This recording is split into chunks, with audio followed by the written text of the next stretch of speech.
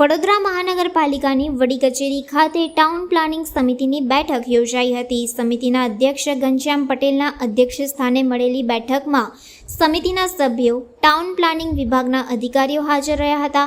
આજના એજન્ડા પરના કામો પૈકી મુખ્ય કામ માંજલપુરમાં સરસ્વતી કોમ્પ્લેક્સથી અલ્વાનાકા સુધીના રોડને 15 મીટરની જગ્યાએ 24 મીટર કરવા અંગેના મંજૂરીનું કામને લઈને અનેક આક્ષેપો થયા હતા. પણ બિલ્ડરો અને રાજકીય નેતાઓને ફાયદો પહોંચાડવા માટે આ કામ આવ્યું હોવાની ચર્ચા હતી.